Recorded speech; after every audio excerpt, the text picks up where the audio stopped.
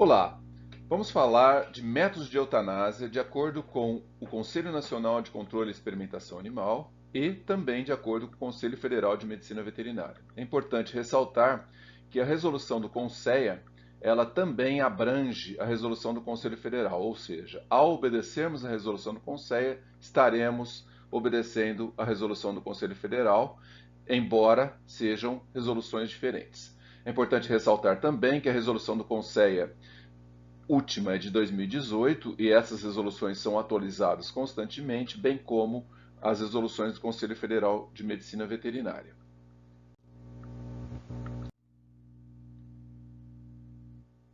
O que é eutanásia?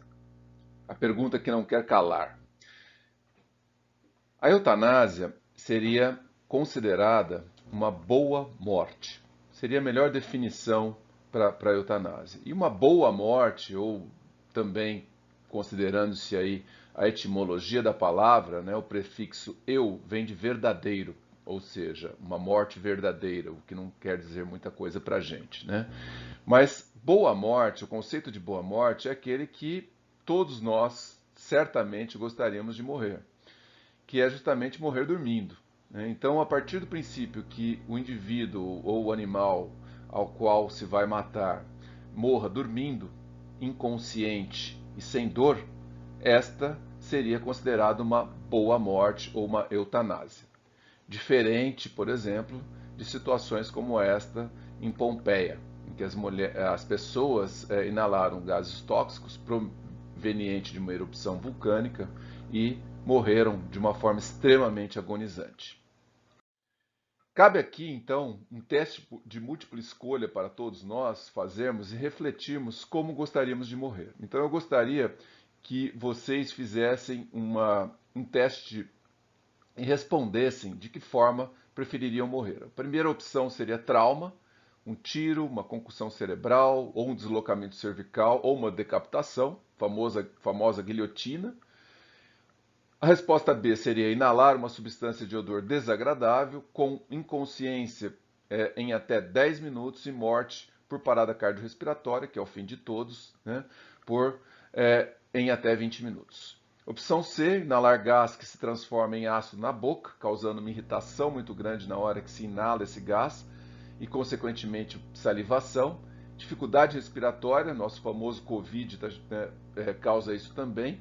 Ataxia, espasmos musculares, inconsciência após 2 minutos e meio e morte em 5 minutos. Outra opção seria receber uma administração de uma substância por via intravenosa, com inconsciência em 15 segundos. Não há dor nessa administração, é um anestésico, vamos dizer assim, seguido de parada respiratória e cardíaca. Gostaria que pensassem em qual optariam aí para a sua própria morte, né? Se fosse cometer, por exemplo, um suicídio, ou se fosse um assassino e fosse ser submetido, por exemplo, a uma eutanásia para lugares que ainda adotam essa prática, como alguns estados dos Estados Unidos, né? É certo que acredito que todos vocês respondam a D, né? A D é a resposta mais adequada para todos nós. A primeira opção seriam métodos físicos, considerados métodos de eutanásia, né, segundo a resolução do Conselho, e obviamente isso vai ser contextualizado, porque há situações que realmente o método físico ele é indicado. Inalar substância de odor desagradável, o éter não é aceito mais para nenhuma espécie, entretanto, foi até há pouco tempo atrás, até antes de 2013, considerado um método ainda aceitável de eutanásia. A terceira opção é o CO2, é um método que é incluído na resolução do Conselho como um método aceito com restrições, e obviamente isso vai ser explicado como que seriam essas restrições e as indicações definidas para este método. E finalmente, o último método, que é o método que todo mundo escolheu, que é os anestésicos intravenosos, não só os barbitúricos, pode ser o propofol também, ou seja, morrer literalmente dormindo, inconsciente. Sem dúvida é a melhor forma de morrer. Esse é o início das diretrizes da resolução de eutanásia, e uma coisa muito importante é que A eutanásia, o termo que se usa eutanásia é um eufemismo. Na verdade, quando se induz a morte num animal de experimentação, é um ato de matar humanitário e não uma eutanásia. Eutanásia seria para o bem do próprio indivíduo.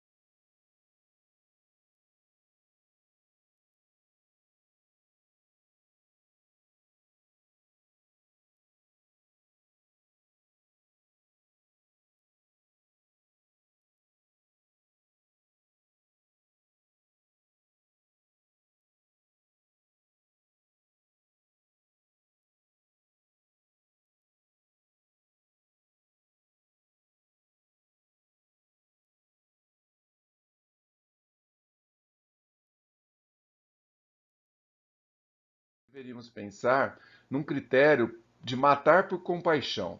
Então, eu já tive muitos cães na minha vida e, obviamente, em alguns cenários, quando o animal apresentava extremo sofrimento, por exemplo, um caso de câncer, em que o animal não se locomovia mais, não se alimentava mais, extremamente caquético, ou seja, sem nenhuma condição de sobrevida, eu não vou deixar esse animal sofrendo, certo? E obviamente que isso é uma decisão conjunta da família, dos tutores, junto com o veterinário. Não é o veterinário que indica a eutanásia, é o tutor que pede a eutanásia. E o veterinário cabe a ele um ponto crítico de avaliar se aquele caso realmente não tem solução, pensando inclusive em outras formas de terapia, não só a convencional, e aí vou puxar a minha sardinha, né, a acupuntura e outras técnicas que são interessantes, até por exemplo no quadro de sinomose avançado, nós temos resultados muito bons com acupuntura, inclusive com sequelas neurológicas, ou seja, realmente o critério tem que ser muito cuidadoso para se sugerir ou se aceitar uma eutanásia em animais. Animais gravemente feridos, então uma condição a campo, por exemplo, nós atropelamos um animal silvestre, né, que tem uma fratura de coluna e que nós estamos lá no meio da floresta amazônica, nós não temos condições de levar esse animal para nenhum local, é de bom grado que se pratique um alívio de sofrimento, por exemplo, com um tiro, numa situação como essa. Então, são condições extremas em que o matar por compaixão é necessário e justificado. Isso seria um processo de eutanásia. Quando se tratam de animais de experimentação, embora o termo que se use seja eutanásia, nós não estamos praticando uma eutanásia, nós estamos praticando um ato de matar, com um desfecho para aliviar eventualmente ou não o sofrimento daquele animal. Então, a eutanásia que vai se usar o termo aqui é um eufemismo, pois realmente o ato seria um ato de matar e não uma eutanásia. Bom, qual que é o critério inquestionável e uma condição inquestionável para a boa morte? Perda da consciência sem nenhum sofrimento prévio. Então, o animal ele tem que perder a consciência sem ter uma experiência emocional ou física desagradável. Numa condição de clínica, isso até é viável. Por exemplo, acompanhado do tutor, nós podemos fazer uma injeção intravenosa nesse animal, inicialmente tranquilizá-lo ou sedá-lo, depois fazer uma injeção intravenosa, como se esse animal fosse anestesiado por uma anestesia convencional. Esse é um ato de eutanásia, vamos dizer, clássico, né? Em que o animal, ele, embora possa até se sentir que alguma coisa está errada naquele ambiente, mas é um ambiente com carinho, um ambiente com a presença do tutor, não necessariamente o tutor tem que estar presente, mas é uma possibilidade. Isso vai acarretar uma morte, vamos dizer, sem sofrimento.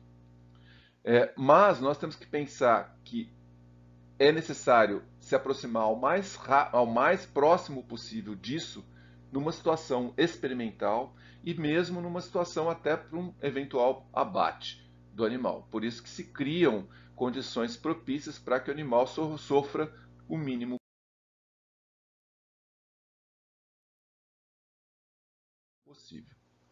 Então, o método ideal, sem dúvida, é depressão do sistema nervoso central atingindo a inconsciência e, consequentemente, após a inconsciência, pela sobredosagem dos anestésicos e depressão farmacológica, o animal vai apresentar uma parada respiratória seguida de uma parada cardíaca. E assim ocorrer o óbito pela insuficiência circulatória no cérebro e, consequentemente, a morte cerebral. Então, precede-se inicialmente a inconsciência para depois o animal apresentar uma parada cardiorrespiratória. Os métodos recomendáveis, portanto, devem gerar ou nenhum sofrimento ou pouco sofrimento, o mínimo possível.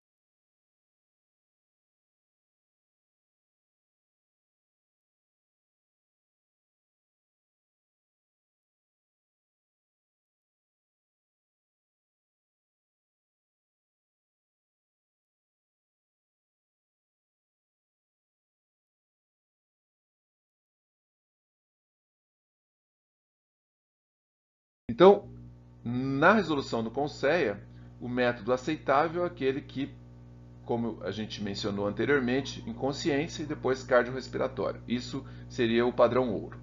Quando os métodos são aceitos com restrição, o que quer dizer isso na resolução? São aqueles métodos que não atendem os critérios ideais. Ou seja, porque não produzem uma inconsciência tão rápida, levam um certo tempo para produzir inconsciência, requerem uma habilidade técnica específica. Então, por exemplo, o operador tem que ser treinado e pode gerar erro. Então, por exemplo, uma concussão cerebral ou um deslocamento cervical tem que ter muito treinamento, não é qualquer um que faz, e pode gerar erro na hora da manipulação do animal.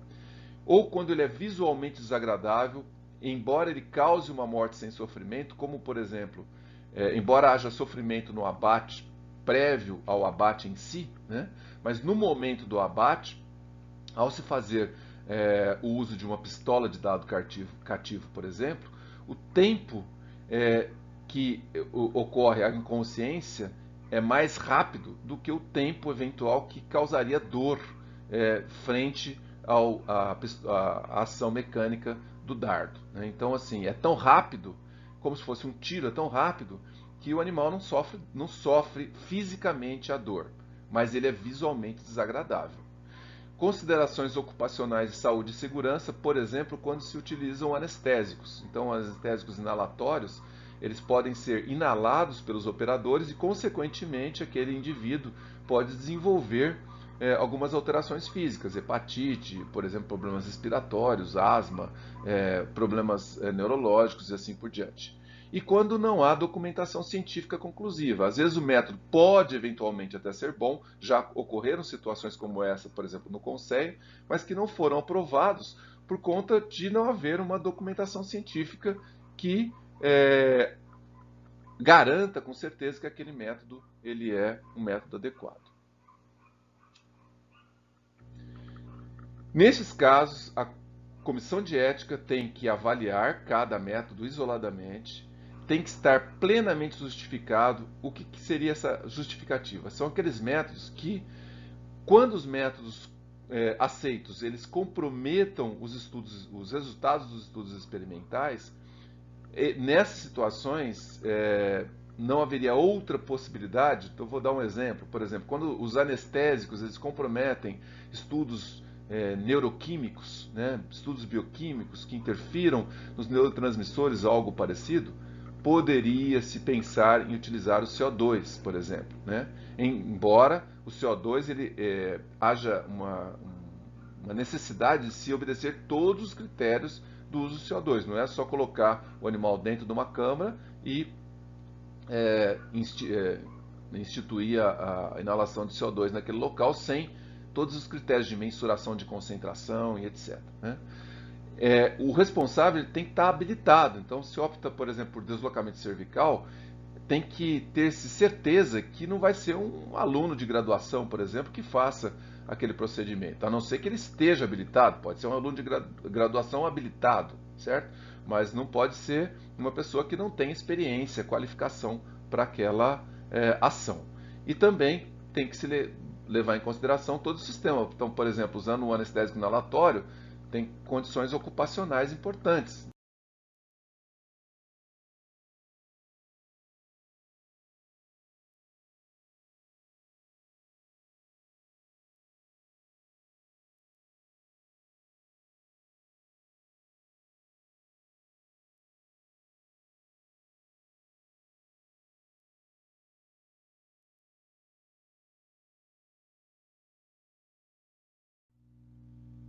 E o que seriam os métodos inaceitáveis?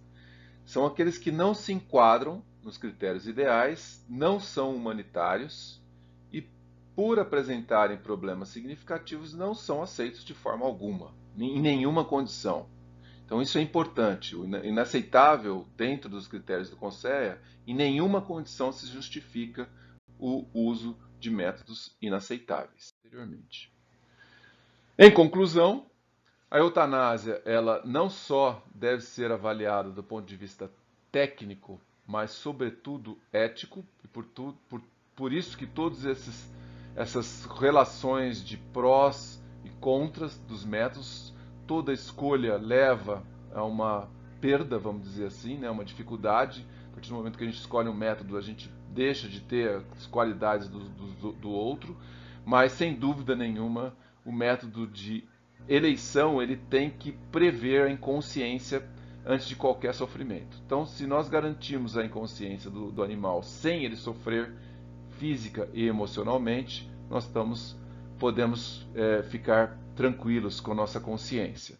Porém, de uma forma geral, então, isso é obtido com os barbitúricos ou propofol, ou seja, com anestésicos intravenosos que causam essa inconsciência com mínimo de dor, porque é apenas basicamente uma punção venosa, e esses fármacos são utilizados em 3 vezes a dose que eles seriam utilizados para uma anestesia convencional. Para finalizar, resumo para vocês avaliarem no protocolo. Então, no protocolo que tem dor, grau 3, grau 4, como que o pesquisador vai avaliar a dor? Usa uma escala validada? Quais são as escalas validadas? Faciais e comportamentais compostas. Para todas as espécies já praticamente temos. Então não dá para usar uma escala descritiva simples, uma escala analógica visual. Porque não vai ter uma avaliação fidedigna, confiável da dor. Qual a frequência de avaliação? Eu vou avaliar uma vez só. Vou dar analgésico por 5 dias, vou avaliar a dor uma vez só no pós-operatório. Não, tem que avaliar toda vez que for dar o analgésico, avaliar, né, a dor também, né, porque pode ser que aquele analgésico não esteja suficientemente adequado. Então, pelo menos diariamente, esse animal tem que ser avaliado. Qual a tomada de decisão para o uso de analgésicos? Isso é importante. Vamos dizer, é muito comum ter no protocolo assim, caso o animal apresente dor, ele receberá analgesia, mas como que você vai avaliar se ele tem dor ou não? Isso é muito importante, né? Tem que ter escala, porque senão a pessoa vai avaliar da cabeça dela. Segundo ponto, tratamento. Uma justificativa muito boa para estudos que não usam anti-inflamatórios. Então, vão avaliar cicatrização e inflamação. Então, tem que ter uma justificativa muito boa na literatura. E qual a alternativa de tratamento? Eu não uso anti-inflamatório, mas eu tenho que usar outra coisa. Qual é outra coisa? Opioide, bloqueio local, anestesia local. Eu tenho que usar uma outra técnica para prover analgesia. Tem que estar claro no projeto quais os fármacos. Outra coisa muito importante, a dose. Às vezes a pessoa faz o fármaco correto, mas faz a dose errada, uma dose abaixo do que deveria ser. Às vezes a via está inadequada, por via oral não tem uma boa absorção, tem que ser por via intravenosa, por via intramuscular. A frequência de administração, às vezes faz uma vez por dia, um fármaco que tem que ser usado 3 vezes por dia.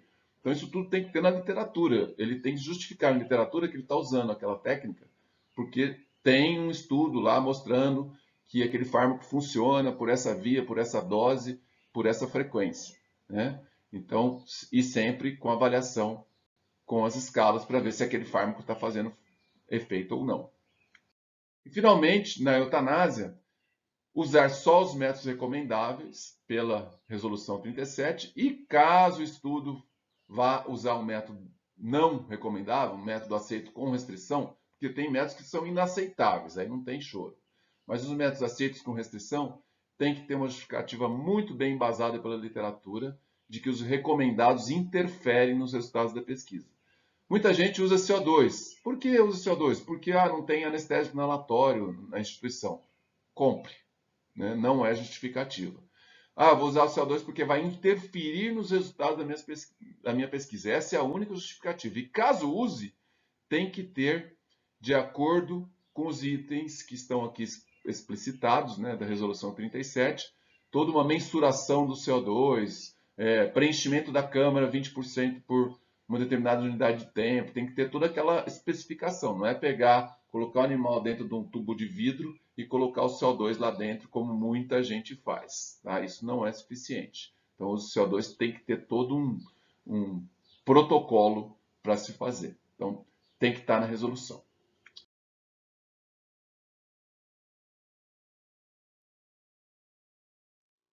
É muito simples, muitas vezes, projetos serem obstruídos no bom sentido porque não estão cumprindo noções básicas de bem-estar animal. É só olhar no Conselho.